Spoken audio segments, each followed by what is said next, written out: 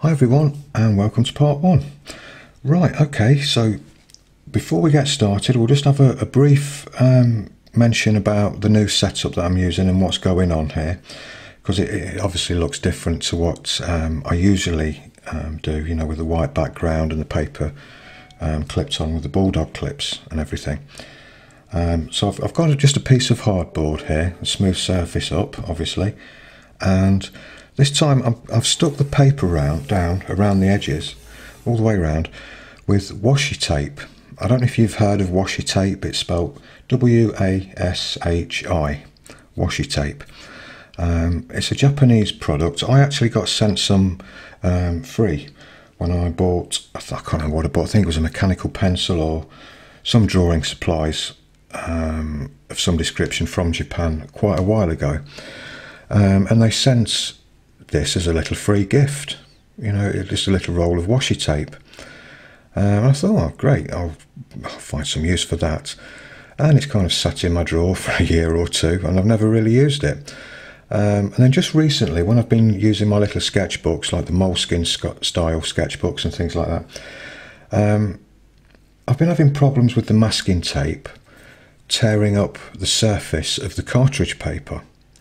Masking tape seems to do that. That's why I never actually stick it round the cartridge paper when I'm doing drawing, but I always stick it round the watercolours when I'm painting, because watercolour's a little bit tougher. You know, the surface doesn't rip quite as much as the cartridge paper does. You know, there's nothing worse than starting to peel off the cartridge paper and it cuts into, you know, a section of your drawing, and you end up with like a U-shaped bit of paper missing or something like that from your drawing.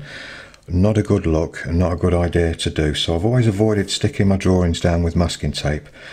But I thought, well, I could try this washi tape in my little sketchbooks, because it's a lot thinner, you know, in comparison with the thickness of the masking tape there. You know, this is a lot thinner, and it's going to take up less space on the paper, so therefore I get more paper to paint and draw on. And I found that this wasn't actually ripping the cartridge paper at all. It was peeling off really, really easily, and I thought, well, that's fantastic. And I've been doing that for a while, and I thought, this is really good stuff. I really like this stuff. But I wasn't getting on with the white polka dots. I mean, if you can imagine that all the way around your drawing, it's so distracting. It really is. Well, I find it to be like that anyway. So I thought, okay, I'm going to go online and I'm going to see if I can just find some plain black or grey or something like that. And I did. I found some matte grey, exactly the same thing, washi tape, and I bought a couple of rolls of this. And as I was reading about the washi tape, it was saying you can reuse it over and over again. You can re-stick it. And I thought, oh, I didn't realise that. I've just been peeling it off, scrunching it up in a ball and throwing it away and using a fresh piece. But what you can actually do is, once this is peeled off, you can just stick it to the side of your board, and then when you're doing your next drawing, put it down. You can use the same tape over again, and the same in your sketchbooks. What I've started doing now is sticking a border all the way around the edge of my sketchbooks, you know, just like this, so they get a nice finished border to the drawings. Then when I finish the drawing, I'll just peel it off, turn the page over and stick it down on the page underneath, ready for the next drawing. So it works out to be very cost effective. You can get it wider as well, but I think this is the most common sort of diameter. Let me just check what that is. I think it's yeah, 15 mil. 15 mil wide. It's on eBay, it's on Amazon, you know. You can get loads of different designs. It's one of those tapes that the crafters use. You know, it's very popular with crafters, you know, making birthday cards and all that kind of stuff, sticking this round for borders. But obviously, you know, for this kind of thing, we want something just plain and simple and not distracting. So this matte grey washi tape looks like it's going to be the new thing for me for doing my drawings. So it's going to save me, you know, erasing a board around the edge, and it's going to keep this firmly in place on the board. So this is actually the first time I've actually used this with an A4 piece of paper on a board. So if I don't like it after this drawing, you probably won't see it again, but I'll be definitely using it in my sketchbooks. It works brilliantly there. But we'll see how we go with this one. If it works out okay, I'm going to be using this all the time for the new, for all the drawing demos. Right, okay, so onto the drawing itself then. As you can see, I've done a parts grid, not a complete grid. I've left out this top corner here because that's mostly sky, so there's no need to take the risk and put a pencil mark across there and have to erase it out, because what we're going to do is we're going to be going over the whole thing with graphite powder. So word of warning, before you even stick your paper to the board, do not touch it anywhere with your hands. Make sure your hands are nice and clean and try and avoid touching it anywhere, because you know what it's like. When we're using graphite powder, it's going to show up every minute detail of fingerprint or the slightest touch, so just keep your hands and your fingers well off the paper. I was just holding this very lightly in the corners as I was sticking this down, and as I was pressing the tape down, I was very careful not to overlap my finger around the edge. And the same when I was drawing the grid lines, I didn't touch the paper at all. So hopefully we're not going to get any fingerprints on this one. But back to the grid line, I've done my usual trick. It's 9 by 1, 2, 3, 4, 5, 6 and a bit. It just works out very conveniently, the thickness of my ruler. I don't have to kind of measure and put little marks on the edge of the paper. I can just go straight in with the thickness of the ruler and draw these columns in both ways, and it works out 9 by 6. And that's how I've done the grid as well in the reference photo, so we're all good, we're good to go. Okay, right, so I'm going to start with a 2B pencil to actually do the line drawing. I'm not going to use the HB pencil for this because I want something darker, because like I say, I'm going to go over this with graphite powder and a cotton ball, and the HB is just going to get rubbed away more or less. But I use the HB for the grid lines and press very lightly, a blunt HB as well. I always like to mention that, keep it nice and blunt and just gently rest it on the paper. Don't do any embossed marks there or anything like that. Be very, very light with the pencil work. But for the line drawing, we're going to use a darker pencil. We're going to use a 2B and have those lines nice and bold. It's going to look a bit too bold, to start with, but we've got to bear in mind that we're going to be fading that back accidentally almost, with the graphite powder and the rubbing, etc. Right, okay, so I'm just going to bring the reference photo in and put that there, right at the side of where I'm going to start drawing. And also, again, very important to keep your skin from touching the paper. A little bit of kitchen towel or kitchen paper, paper towel, whatever you want to call it, just on the corner there to rest my hand on to stop any oils transferring on the paper. So I'm going to start with the building first of all, and I'm kind of working in a funny way. I always recommend to start here and work our way across, but we've got sky here, which is going to be graphite powder work, and we need the line drawing down first before we actually do the graphite. So we're working in a bit of an unconventional way here, so it's of paramount importance that we're going to be working over what we've already drawn, more or less. I mean, we could start with this business just here, but hey, I feel like starting with the main building. I always like to start with focal points if I can, but it does mean we're going to be working over ourselves. But as long as we've got this here and we're careful, we'll be okay. Right, so let's get started. So we're 3 squares in and 1 square down, and we're just going to get the very top, the apex of that roof. Bearing in mind, we've got to leave some space there for that little extension bit on top. So I'm just going to put dots roughly where I think it is, about there, and then another dot where it crosses through this line here. It's past halfway, so it's about there. So now I've got reference point A to B, and I can just draw a straight line from there to there, and that's giving me the angle of the roof nicely. Same again on this side. fact, it's even easier on this side because where the roof crosses just here, it crosses very close to the corner, so we can't really go too far wrong with that. So just there, and we'll draw a line from there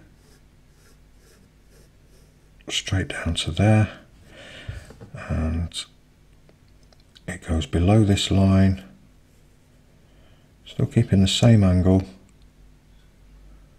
so about there, and something like that. And then we've got the side of the building starting about there. Just indicate that. I mean, you can start lightly with the 2B to start with. I'm doing that. It kind of is looking like an HB at the minute, but when I'm happy with all the lines, I shall go over them and just redefine them a little bit more and tidy everything up, so the lines are a lot more darker and a lot more visible. Okay, and now we've got this side here, and again, to keep this nice and level, I mean, we could use the grid to help us, but if you want, we can just square that up. Whoops, I just touched the paper then. Oh, it's okay, it's over the house, that'll be all right. Don't worry about that. We can just kind of square that along using a set square.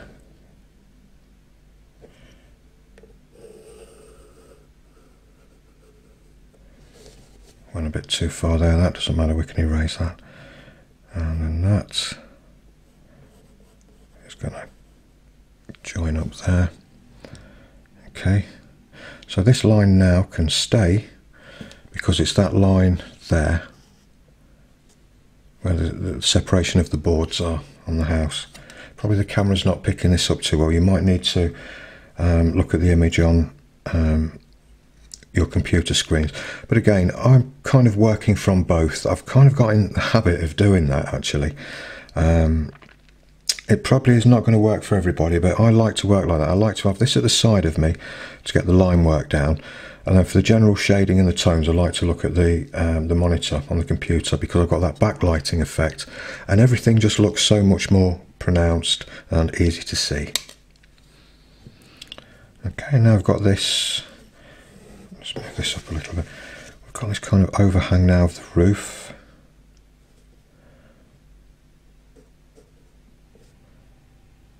Doesn't quite run parallel with the grid line, but not far off. And then we've got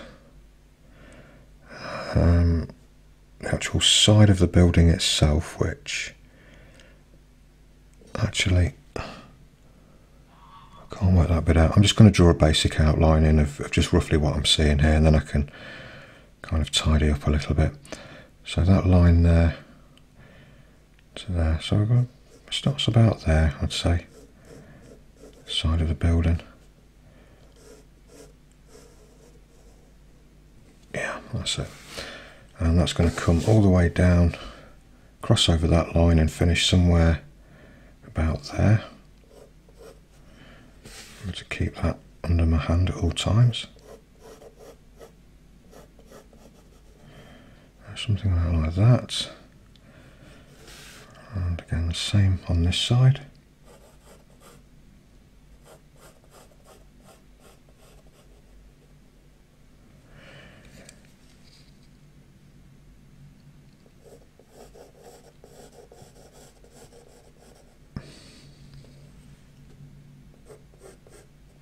And just something about like that. And then on this grid line we've got the start of the windows that sit just underneath this line. Actually, we've got, it looks like, I'm just going to put them in as just little rectangles for now, and then I can mess about with the window frames later on.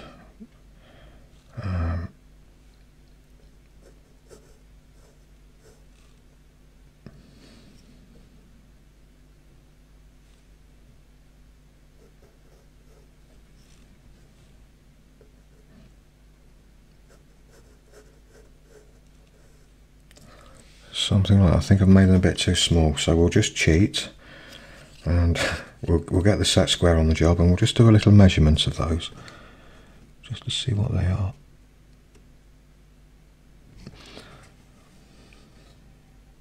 Yeah, I've made them a little bit too small, quite a bit smaller actually. They need to come down just a little bit more. Okay, so we'll just bring them down now.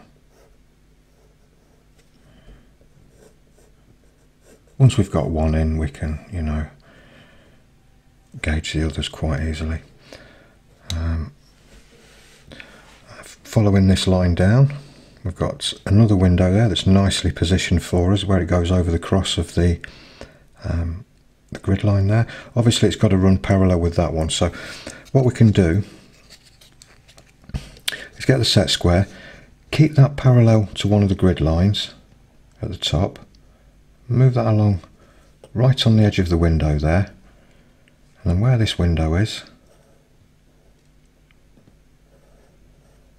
I can do something like that. In fact,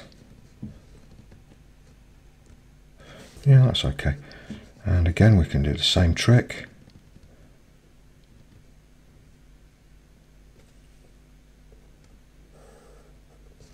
That's going to keep everything, you know, nice and in line then. Now the height of this one is fairly easy. It just sits above this line. And again, we can just measure it a little bit if we want to, just to be sure that we've got the right size. In fact, that wasn't a bad guess there. And we've got the same on the other side. Now we're happy with these, we've got these in place. What we can do now is use these as a reference. We can still use the grid if we want to, but we can actually use these now to line up where the other windows go. So if we want to take a little measurement there from one edge of the window to the other, well, basically the gap in between, about 9 mil. So if I put that on there, 9 mil, is that right? Oh yeah, it is. And then again, we'll square this up with a grid line. We'll do a line down that way, like that. We can bring that down without moving the set square down there as well. Doesn't matter if the lines are a bit short or a bit long, we can adjust them, but they're in the right position. That's the thing. And then again, we can do this trick of using the set square alongside the grid line, keeping it nice and parallel. Let's square that one up a bit, and we can square these up. We'll use the bottom of that one.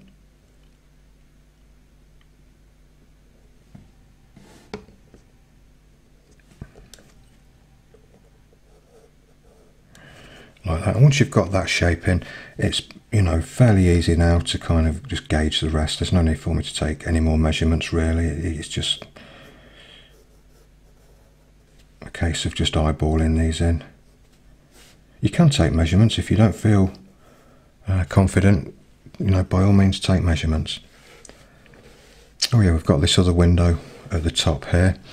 Again, I think I'll just eyeball that one straight in. Or actually, yeah, we could use that apex of the roof there just to put a very faint line down, which will be the centre line, and then we can make sure we've got the same amount sticking out either side, and that'll give us that square window just there. So as crude as this looks at the minute, don't worry about it. As I've said before, drawings in the early stages always look rubbish. You know, it's the later stages where things start to come together. In fact, it can vary. You know, sometimes your line drawing can look really good, and then you kind of lose the drawing a third of the way through, and then you bring it back again, and you know, it can be a bit of a tug of war sometimes. But you know, experience has taught me never to worry about it either way, because you can always bring them back, always make them better. So I'm just going to put this this bit on the top of the roof now. Just sticks out there, look, almost follows the line of the roof, and then we've got I'm touching the side of the paper there. And then we've got the apex of it there, right on the edge, so it's a funny old angle compared to the roof, that one. Like that. And that comes down like that. And then we've got the angle of the roof going down like, well, it's a lot sharper than that, about like that.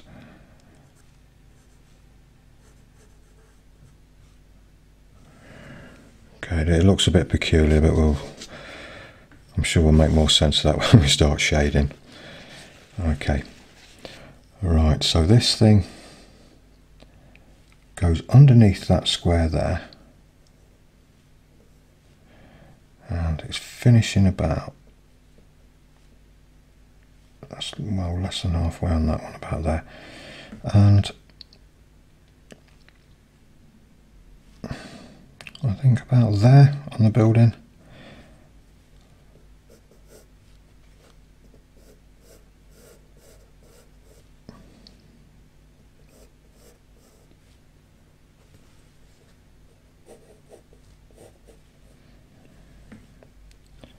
And then that square just there, that literally comes off right off that corner there. As I'm drawing this line down, I'm keeping an equal space between the line above it, and that way I get the angle correct, and it'll give me the finishing point for the bottom of the whatever it is just there. I'm getting into some kind of complicated business here. I'm going to simplify this somewhere along the line, I'm pretty sure of it.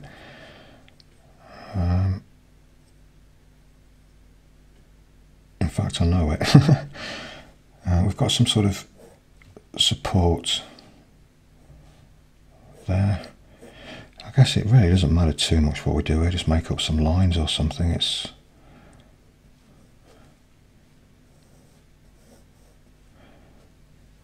Sometimes there's areas in a drawing you can spend too much time on them when they don't really need much time, you know. Just a few simple lines just to indicate a bit of woodwork going on there, and that's probably good enough. You know, it's not an integral part of the focal point, although it's attached to the focal point. Sometimes the less you make of things like this, you know, the better this looks, the more your eye is drawn to the focal point itself, instead of all this complicated, you know, railings and things like that. But we're just going to, you know, put some sort of suggestion of things like this in. Because sometimes when you leave things out, it's kind of hard to fill in what's at the back of them, although it'd be really easy here, because it's just, you know, it's literally just grass, isn't it? So I'll just put a few indications of something going on there. Okay, and we've got these areas under the house. I don't know, stilts, are they called? I don't know. Again, I've got some kind of funny shapes going on there with them. If I just actually put a bit of shade on them first. I don't know which is the light one and the dark one. We've got grass kind of sticking up over those as well, so on this side.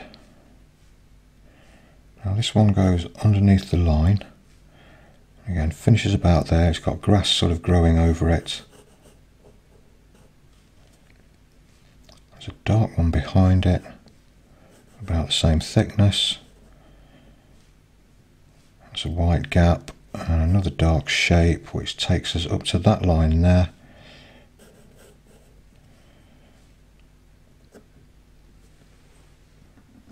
Just going to move the drawing along a little bit, and we'll get the start of the water wheel in there. Let's just finish that bit off there, however that goes.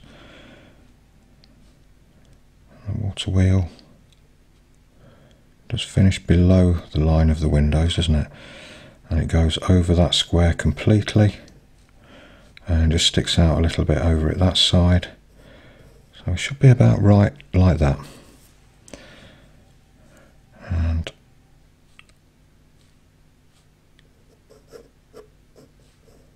like that.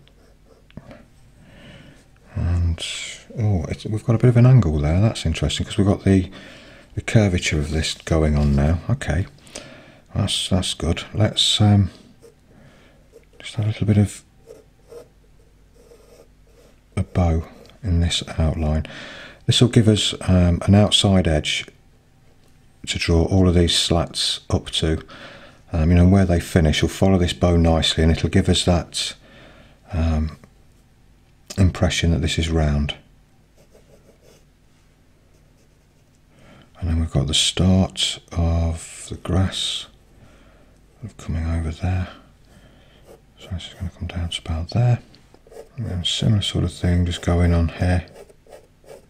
Looks a bit straighter there though. This is going to be a really good lesson in draw what you see, not what you think you see. We're just going to be copying tones and abstract shapes again when we're in this area, when it comes to doing the shading.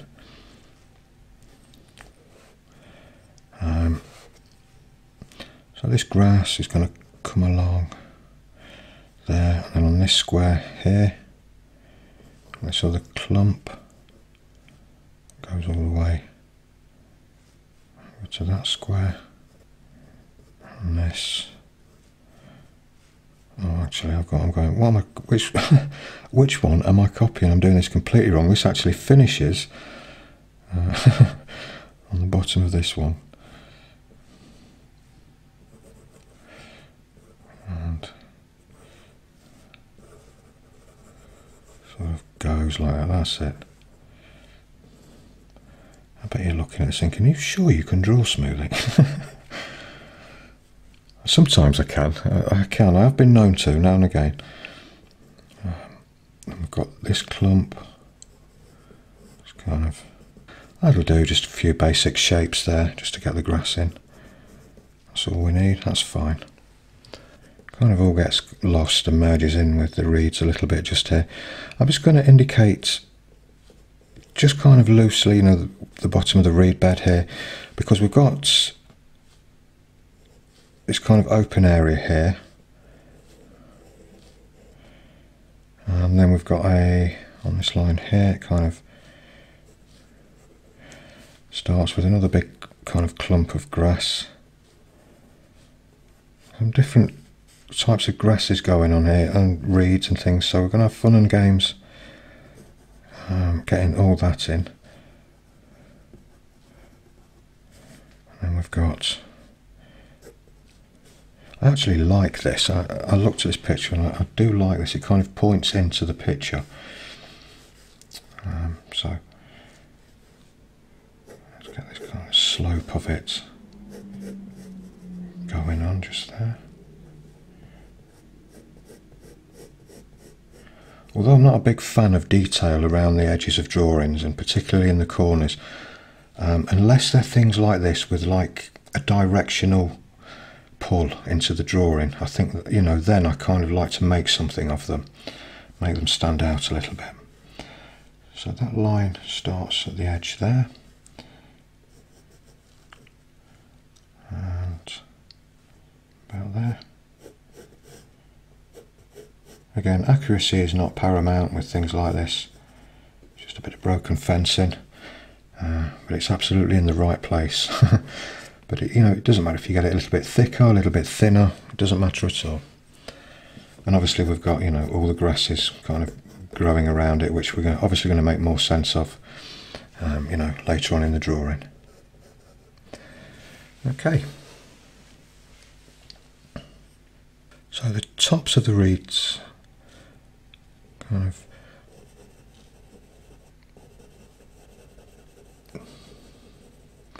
go over that grid line. In fact, some of the grasses actually overlap quite high up there on the house, so, but just a general line of them around there, and then kind of goes up there, Just something about like that. That'll do. It's just going to give us the right proportions, you know, of where everything is. Right, so we've got this other structure now that comes off of the water wheel. And let's just work out the height of that. So it's about there on that grid line. Yeah, I'm happy with that as a rough guess. And about there, I think that finishes.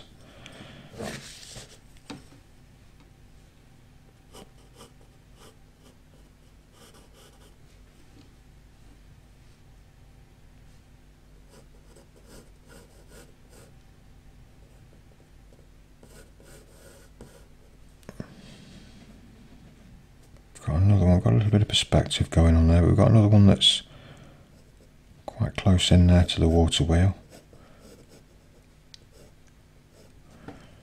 Again, it gets all kind of confusing just there.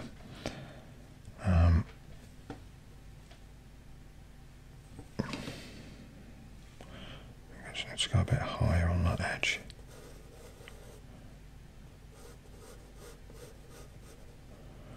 I've got one going through the middle. Use your set square for this if you want to. I should be really. But like I say, I'm going to go around afterwards and just press a little bit harder with the pencil. And I might use a set square.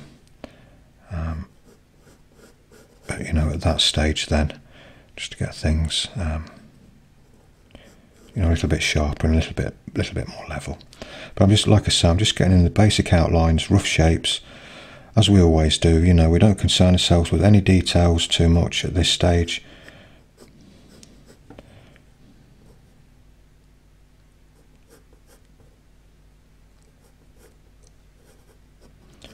I've got these legs that come down. They come down to about there, I think. Or do they come down a little bit more? No, I think a little bit more. See, this is where your freehand drawing skills are going to start to improve. You know, by guessing things, you know, as you're drawing them. So like I say, it's okay to measure them. It's okay to, you know, use that set square and things like that. It's time consuming doing it that way, but it's very accurate. But this way feels more like freehand drawing, you know, kind of just guessing the length of things, you know, weighing up the size of this to the size of that, just, you know, just using your eyes just to gauge things in.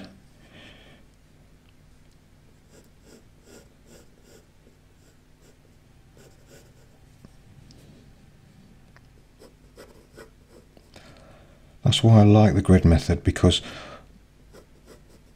you know, although you're using an aid to help you get accuracy within your drawing,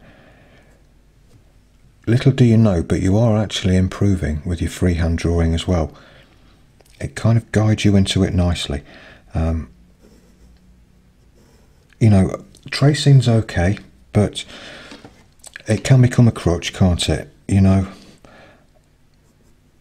it's a great way to give you confidence and to help you learn shading techniques and texturing techniques.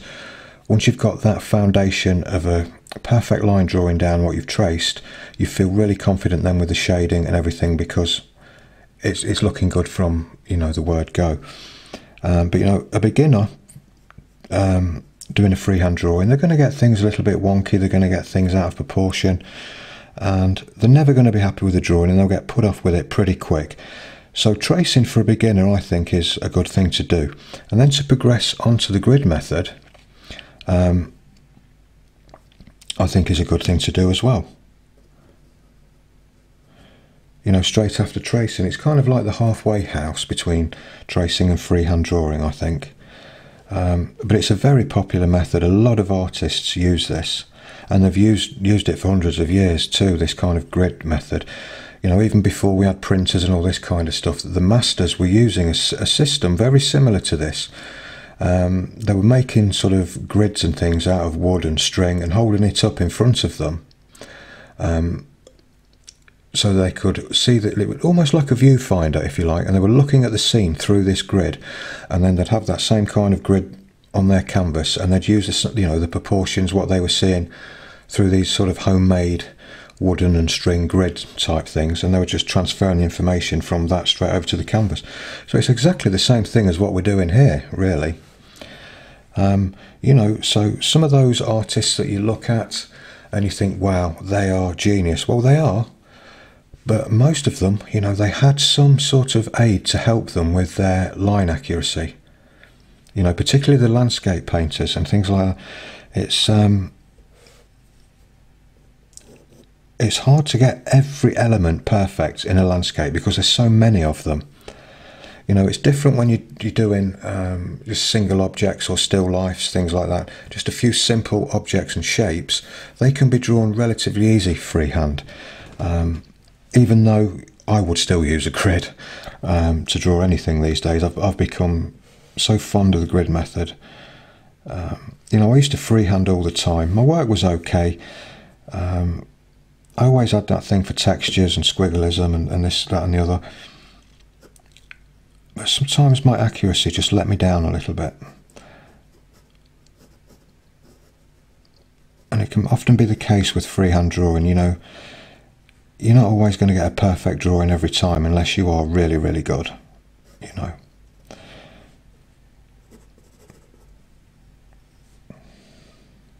I've got this other one. What's this over there? It's like I've got to concentrate now and again. I like to keep talking to you and just keep you engaged, you know, keep you interested in what's going on, but sometimes I just have to be quiet and just think, hang on a minute, where does this go? Where does that go? Like I'm going a bit wrong now, so that's that, and we got that. That's it. It's okay. Just the basic shape. We've got a few more bits and pieces to put in there yet, though. We can almost see that one sticking out there. So 4 of these are long, 4 of these pillars are long. 2, 3, 4. We've got the start of this one that sits right above it. There. And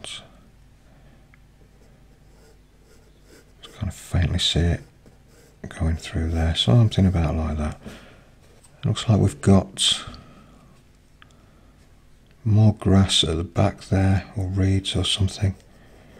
I'll just kind of loosely indicate something. Just for now, let's put that in there like that. It actually goes over the grid lines there. Okay, that's fine. I'm not going to draw the outline of the reflections in. I'm going to use the blending stump for that when we've got the graphite powder on there.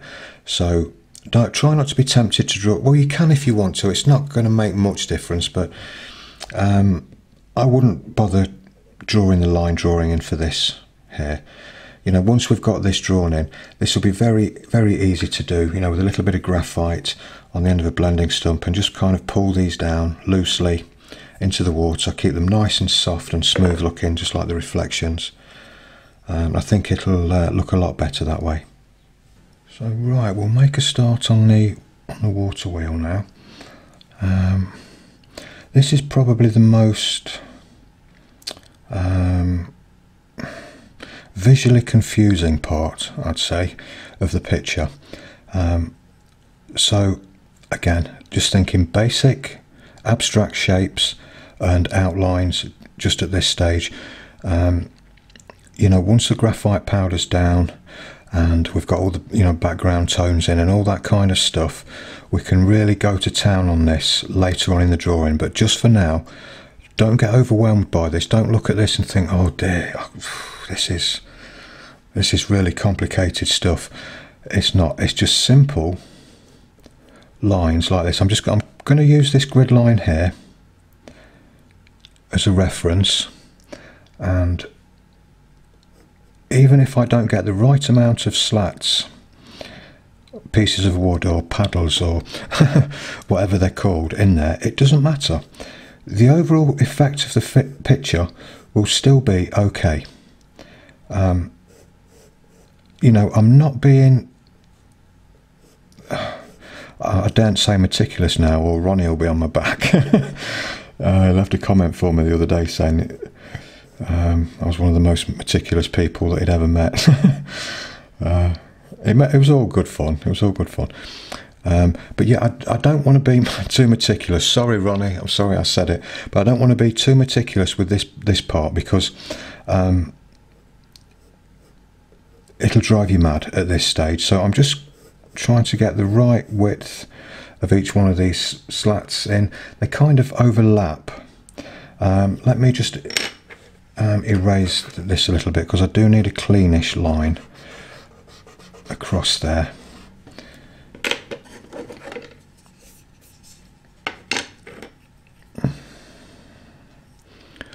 I mean, as I'm counting them, we've got 1, 2, 3, 4.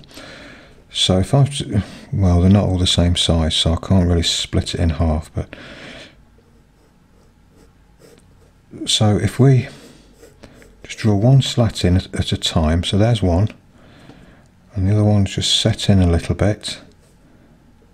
Don't worry if you're not following this outline perfectly, it doesn't matter, that's fine. 2, and now this one overlaps on this side. I'm actually cheating, well, I'm not cheating, but I'm actually looking at a zoomed in area on the computer at the minute of this, so I can see a little bit more what's going on, just so it makes more sense for the basic shapes. And then we've got another one on top of that. In fact, let's just have a look. Am I making these too thin? Yeah, I think it might be a bit. Oh well. Oh well, never mind. Okay, let's carry on regardless. Just keep going smoothly. I don't think they've noticed. Okay, then we'll pull this one down just behind that, and then we've got another one on there like that. We're not too far off. I mean, this top line's probably not that accurate anyway, so who cares? It doesn't really matter. You've kind of got to be a bit like that, you know, with your drawings. You can't get too you know, serious about everything all the time. It'll drive you mad. So, you know, to let things go in your drawings and not let them be a chore, you know, let them be a pleasure. Let certain things go. It doesn't matter. It really doesn't matter. As long as everything's straight and reasonably in proportion, well, even that doesn't matter, you know. Just do what you can do, and it'll all come in time, you know, the accuracy.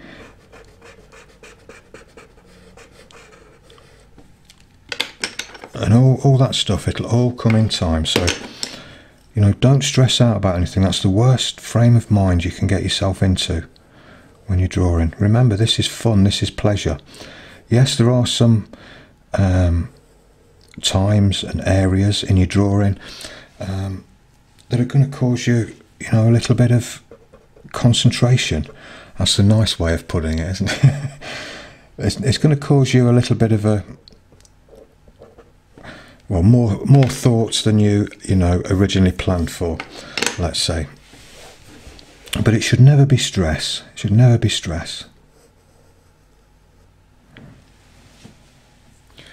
I mean, I've gone a little bit too far over there, which looks too obvious for my liking. So I'm just going to just adjust that just a little bit. In fact, they almost do run parallel to that one, so we'll do it like that. Okay. Yeah, we can just get rid of that little outline that we've put in there. Now what I'm planning on doing, I'll just quickly show you on this scrap piece of paper just at the side of me. For each slat, what you can see in the reference photo is the main part of it, then we can see the edge of it, which is light, it's catching the light there. What I've done for the outline, I've just literally drawn all of it in And when I go over with the graphite powder, obviously all this is going to get shaded in to a certain degree. But then I'll come in with the eraser afterwards and I'll just erase that little line out there, which is the highlight, and then we can, you know, darken up underneath with the wood, put a bit of grain texture on there, and that's the way I'm doing it. So I'm not actually thinking right now of this. All I'm thinking is that overall outline shape. Those details, those highlights will all come in later. There's no need to actually draw them in at this stage. Okay, so right on to the ones underneath. Now with this one, we can start to see through the slats now to the trees on the other side. So it sticks out a little bit more than the one above it, but I'm going to leave a little gap there now, so we've got, you know, that see-through area there. And it looks like, so we've got some perspective going on. It looks like now that we've got a bit of an angle to this edge like that, and because of that these slats are going to start to get thinner.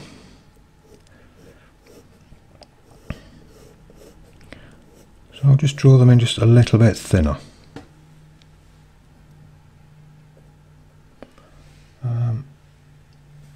That looks like it, again, it looks like it finishes fairly straight there. Again, it gets in this area between the wheel and the house there, and you know, the edge of these planks, it's quite confusing really what's going on there. So all I'm just going to do is just look for the basic shapes of the slats, draw them in, and then we can mess around in and out of there with just various tones, just to make that look something, you know, later on in the drawing. Now we've got a nice big gap here now, and this slat, we can see it kind of starts at the top of this structure just here. So we've got that angle again, and it looks like it's kind of sticking out a little bit as well on the edge there. And this is thinner than the one above it, so we'll make this thinner. Trying to keep them parallel.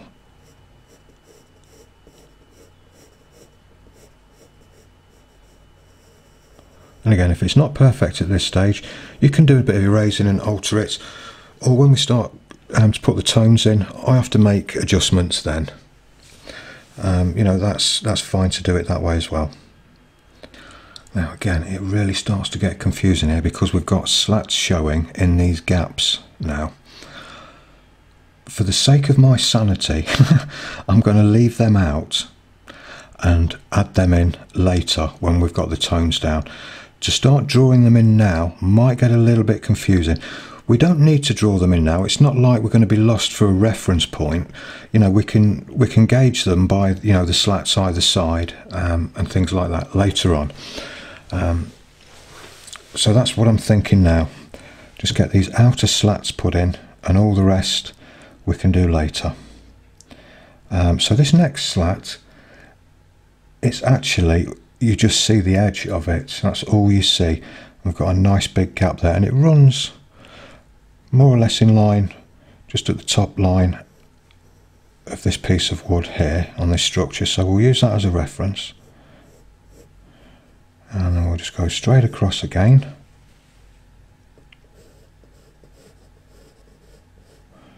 And again, it's just a very thin edge of the wood that we can see there, that's all. Okay, and the next one down, we start to see a little bit more of it this time, and the angles changes. So obviously that just there is the horizon line, that's your eye level. Because now the next slat down, which just trying to look where it kind of falls in line with, it's more or less in line with this line here. that's going to have an angle on it that sticks out a bit like that this time. See the difference between that and that? That one's kind of sticking out and upwards, that one's sticking down and outwards. Oh, I'm so good with words, aren't I? Yeah, and we've got another nice big gap there as well. So we'll just, again, just draw a line straight across. Now, how wide is this? How much of it can we actually see? Probably about that much, I'm guessing. It's going to be about the same as the one above it. Just about.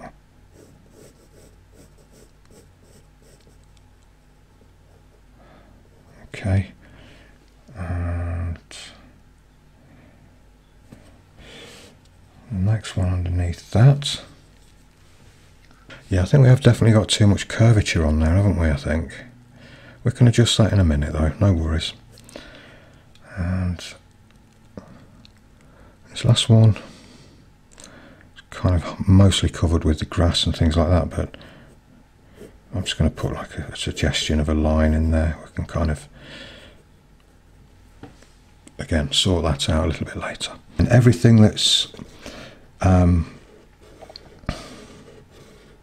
behind those slats, what we can see, we'll put them in later. We'll shade these slats in first, and then we can fill in the gaps in between. I think that's going to be the easiest way of doing that. But these obvious angles that we've got, like this one, which starts about there and goes behind that one there and there, down to this one.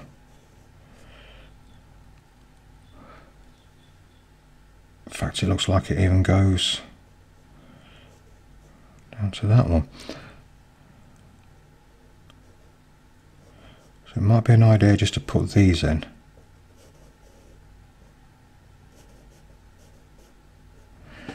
They'll be pretty helpful to us. And there's the other one, which comes up from behind this one. So it falls behind that slat there, so it's about there. A little bit off, I can see by where the grid line is, but it's not too far off that it's going to be a problem. So about there, I'm thinking, for that one. And then just there.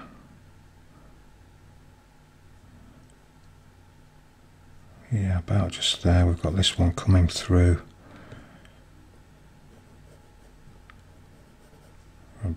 About like that. Kind of gets a little bit lost there, but as long as we've got this bit there, that's okay. And it actually follows through.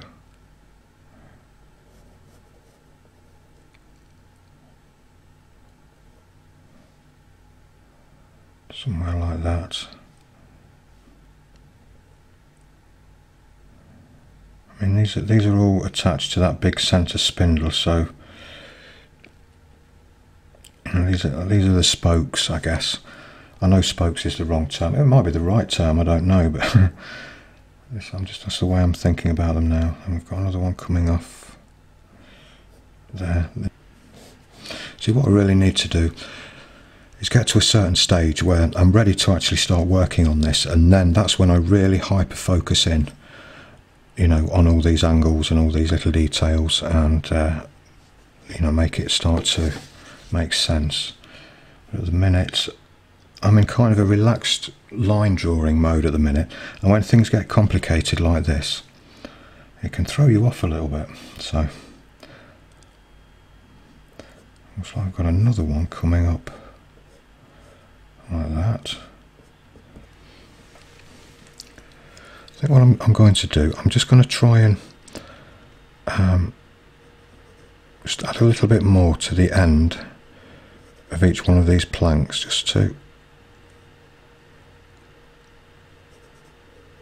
try and just straighten that line up a little bit. It was just looking too curved, I think. and that's not helping me as I'm drawing other things in. So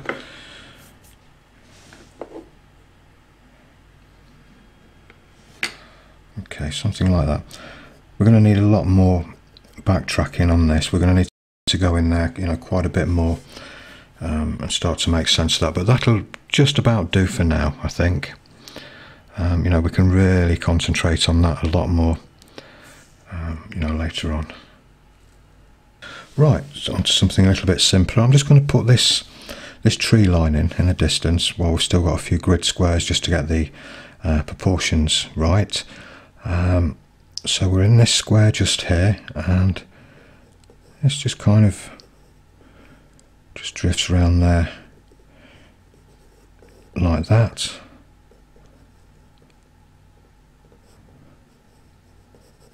A bit lower maybe, something about like that. Now these trees that we've got, I'm going to just very lightly just draw the tree line in. Just kind of a general shape of it.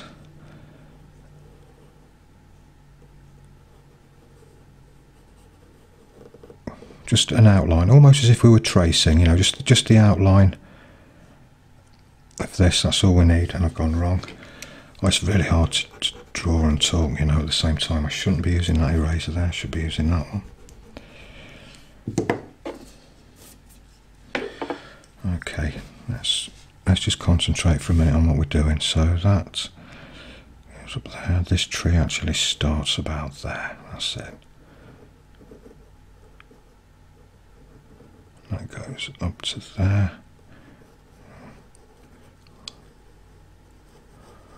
I don't know, just anything. That's it. That'll do. That's fine. We've roughly got the height of the trees now, where they are and everything. That'll do.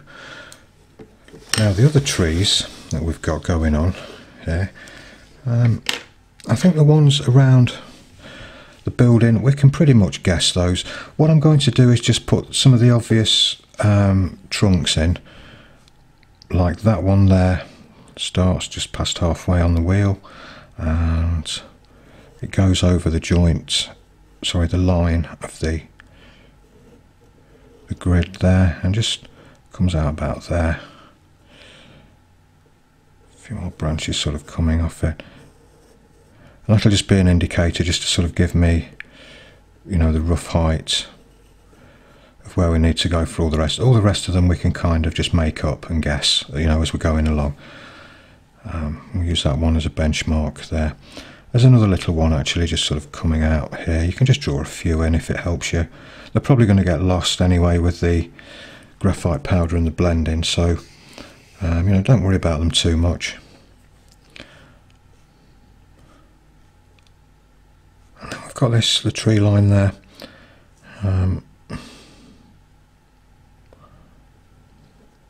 It's very light there, but it's at about this height on the grid squares. Something about like that.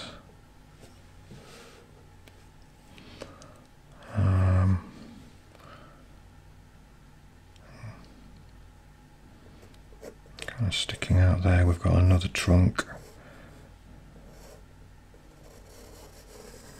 Sort of gets lost in that foliage there. Got a few more.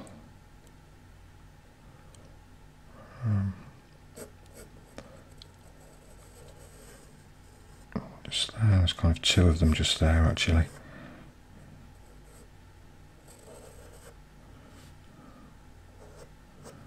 That'll do. Okay, so I think we've got enough markers now of where everything is. Yeah, so I think now I'm kind of ready to go over this now with what I'm going to use actually. I'm going to use the graph gear with a 2B lead and just get a bit more positive now with the lines. In fact, there's probably no need at all for me to actually record this bit, is there? Because it's just going over what I've already done. Excuse me. So yeah, I could switch the camera off now and get back to you when this is done. Yeah, I'll do that. Okay, so I'll see you in just a while. Actually, I'll just quickly mention before I go, as you can see, look, I'm actually using the set square, you know, to keep the lines nice and straight. Just going over, you know, the wonky lines that I loosely sketched in, and you can see it's kind of sharpening it up quite nicely.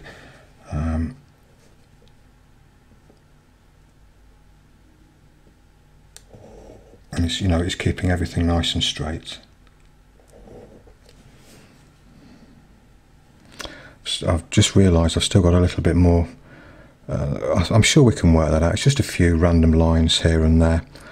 We'll come to that later. But yeah, feel free to use a set square for this. It'll help you no end. You know, to keep everything nice and accurate, nice and straight. And you know, the 2B pentel is quite a dark lead, so just be careful about using it in some of the lighter areas.